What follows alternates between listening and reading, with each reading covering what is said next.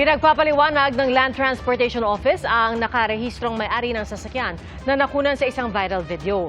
Ang nagmamaneho kasi menor de edad na wala pang seatbelt. Ating saksihan.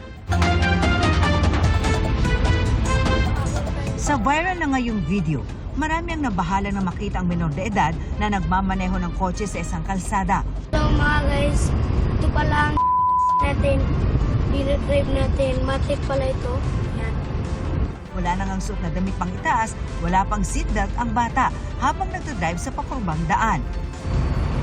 Paahon tayo ngayon, paahon. Tila hindi rin niya alintana ang mga nakakasalubong niyang sasakyan sa kalsada.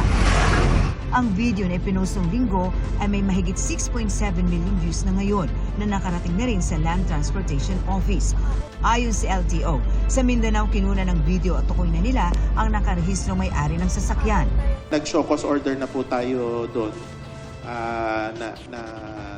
para po magpaliwanag yung registered owner ng sasakyan na kasama ng bata na nag-drive sa public highway.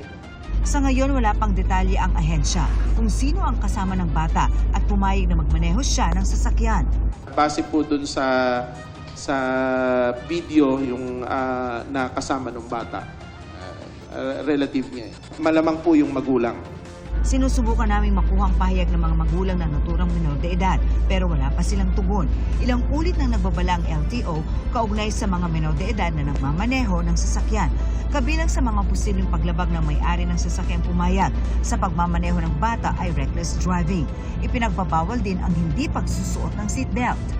Dati na rin ipinaalala ng LTO ang RA 11229 o Child Safety in Motor Vehicles Act kung saan kabilang sa ipinagbabawal ang pagpapaupo sa unahan ng mga sasakyan sa mga may edad 12 pababa. Maliban na lang kung siya may taas sa 150 centimeters. Kung uupo sa harap, kailangan ay tiyaking gagamit ng seatbelt ang bata.